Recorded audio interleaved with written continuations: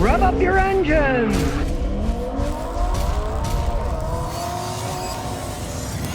Everybody knows I'm not a Hyundai fan, but this is a brand new 2024 Car Magazine. Said it was the SUV of the year that's made in the United States because, as you can see, it's made in Alabama. Now, why did the guy just buy it? Because he wants space. It's got a lot of room. He wants good gas mileage. It's a hybrid. You can get 36 miles a gallon in it. Well, this has more room inside it than a RAV4. The RAV4 one is going to be at least 10 grand more, and interesting enough, the RAV4 plain hybrid like this, if you want to get the RAV4 Prime, that is the plug-in hybrid, it's $21,000 more than the cheapest RAV4 hybrid. I just priced one locally. $56,000, paid $38,000 for this. That's a lot of money in between, right? I'm gonna go through everything, the engine, but let's start by looking at it. Now, they call it a crossover, but I don't care. It's a station wagon. Look, they made it boxier. It looks just like a station wagon. And you know what? A lot of Americans like station wagons. I grew up with them. You can fit your family. You can fit your dogs. There's all kinds of room. They argue over whether this is a 7 or 8 passenger. That's up to you. As we look inside, you can see a lot of room. Got a kid seat here. And as the back opens, there's also heat seats here. They've folded them down because they're carrying stuff. And if you fold that down, you got all kinds of space. Hey, really, look at this thing. I don't care what they say. It's a station wagon. Only it's a modern version. Check it out. Really comfortable seats. A nice integrated dash. Doesn't stick up. It's got your chargers for your phones. A lot of space in the armrest. And if you hold the button down here, you can even close the trunk by hand. There she blows. As you can see here, it's got lots of different drive modes. It's on Eco now. There's Eco. Now it's on Sport. I like Sport. And of course, it's got lane assist and all that stuff. Now, as far as I'm concerned, unfortunately, it has electric parking brakes. But there's nothing you can do about that. Now, as you can see, it doesn't have a sunroof. And I say, hey, check it out. It really is a station wagon. They didn't have sunroofs in station wagons when I was a kid. This is a station wagon. And I think they hit the nail on the head with this design. Got a very modern front, and as we go under the hood, and what we have is a hybrid 1.6 liter engine in conjunction with an electric motor. You can see all the orange for the high power electric lines. And you might say, hybrid? Okay, Hyundai's been making hybrids for 15 years. Their regular hybrids have not really had any problems at all. The technology is pretty good.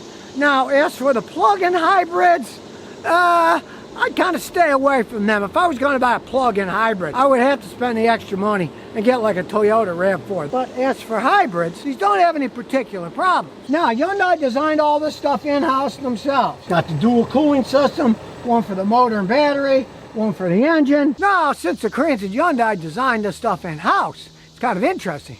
Unlike the Toyota hybrids that have Atkinson cycle engine, electric motors, and they use an electric CVT transmission, not a regular one, but an eCVT. This has an actual 6-speed automatic transmission. So it's actually a completely different design than what Toyota came up with. And unlike earlier Hyundais that had a lot of engine or transmission problems, especially the ones built in Alabama, this hybrid system does not. These cars are built in Alabama. All the ones sold here, the Santa Fe hybrids, are built in Alabama. Technically, they are one of the most American SUVs out there, if you want to put it that way. Now, he's got a family. You can tell by the kid seat in the back, right? And he's average between 35 and 40 miles a gallon. It's not even rated that high, but if you drive conservatively, do a lot of regenerative braking, yes, you can get really good gas mileage with these things. Even the alloy wheels. All right, check it out. They're all made aerodynamically, too. You get even better gas mileage. They look sharp, but it's more than just looking sharp. They have less wind resistance and not really go for this dark outlook of this particular one. And proving yet again that it's really a station wagon. Look, we were kids, we always had roof racks on a station wagon to put luggage and stuff, and this has one too. And with sales of hybrids increasing, I think it was a pretty smart idea, these guys building that. So let's take this hybrid for a ride and see how it goes. So here we go. And since it's hybrid, you'll hear There's the little humming sound of angels. That's law. They have to make some kind of noise when they're running on battery power, so people will hear it. It's kind of quiet, though. It's a lot quieter than they used to be. They used to sound like screaming angels. Now it's more like humming angels. Now this thing is so quiet, I can really hear the turn signal because the car's so quiet. I gotta say, I would have no problem jumping in this vehicle and driving to California. It's smooth, it's comfy, the seat is extremely comfy, and since it's got a little engine and electric boost, it still has 200 something horsepower, and we'll see when we get up to the top and take off. And here we go. Okay, it's not a race car, but very smooth acceleration. You could barely feel the gears shifting. They make their own transmissions. Hey, now some people complain that, oh, second to third gear, oh, it's kind of, this isn't really hunting. Now, the thing is, we had it in sport mode. Sport mode is a lot of fun to drive. If you put any car in eco mode, you're going to find certain gears will feel a little sluggish shifting because it's trying to get the best gas mileage, but some acceleration. If you don't like sluggishness, hey, drive the thing around in sport mode, and then when you get going to the speed you want, turn it back to eco mode. Because there's absolutely nothing wrong with this one. A lot of that is people just nitpicking stuff, thinking, oh, well, no, I don't like this. That's baloney. If you put it in sport mode, it's not going to do that at all. If you want the best gas mileage on any car, including any of those American 10-speed automatics, when you have them in eco mode, they will tend to hunt for gears at certain speeds if you're going uphill or downhill. That's just the nature of the beast. It takes the twisties perfectly fine. It's a pretty well-designed station wagon. I don't care. Crossover, blah, blah, blah. No, it's a station wagon. Hey, it's not like the old station wagons where you drove them and they were more like steering a boat and sailing. This drives like a car, just a relatively long one with a lot of space inside, and one that can get 35 to 40 miles a gallon. Hey, our station wagon's just get about 10. Times have changed, so have station wagons. As we slow down, you do not even feel the downshifting. It did downshift, but you don't even feel it. Now, I gotta say, I'm kind of amazed by the ride. This thing rides like a dream. Now we're just on battery power because we're just cruising along, but even when it's an engine, this thing rides, it's quiet. I guess the good old boys in Alabama learned how to make them. Now it makes happy noises when it turns off. Let's listen to a door. Pretty solid. So what do I think of this 2024 Hyundai Santa Fe hybrid? Well, the big difference from the 23, they did a lot of upgrades. It's a much nicer looking car. It rides better, gets better gas mileage. But I have to say, for a man who doesn't really like Hyundais, I'm kind of shocked. We'll see what happens over time. He just lives down the street, so if something major goes wrong with it, you'll be the first to know about it. But I have to say, as a first drive, I'm impressed. It's got enough power to get you around. Phenomenal gas mileage. We'll see if it holds up.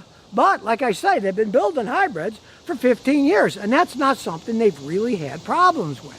It was their normal gasoline engines, those V6 engines that were blowing up on them, and the four-cylinder engines that blew up and burned off. These don't. Their hybrid systems are actually better than their other systems. So maybe for Hyundai, it's kind of a blessing that if they keep making a bunch of good hybrids, hey, everybody seems to want hybrids. Forget fully electric cars. They're not ready for prime time. But if this thing holds up the way it's running now, 4, 5, 6 years from now, with hundreds of thousands of miles on it over the decades, and it's still going, I gotta say, I might change my mind about Hyundais. And here's some bonus questions and answers. Vegas ATC says, I want to know about solar charging. I got a 2015 Audi A4 with 45,000 miles. They don't drive it much. What do you think about putting a solar panel that plugs in a cigarette lighter to keep the battery charged? Good idea or not? Well, not on an Audi. Those are all computerized. The computers are always measuring different things, and adding that electricity to the system, the computer system would probably turn the burglar alarm or would do all kinds of squirrely things. Plugging into the cigarette lighter, normally on those things, the cigarette lighter is not working unless the key's turned on, so it wouldn't do any charging. But because of all the computers and stuff on that, I would say nix on that. If you want to do something like that, I'd say get an expensive trickle charger that's set up so that it will work with the car, and you can just leave a trickle charger on it. Like guys like Jay Leno do it with all the hundreds of cars they have. They have trickle chargers going, keeping them charged up when they don't drive them all that much. Solar charger, no, I'd say no on that for sure. So if you never want to miss another one of my new car repair videos, remember to ring that bell.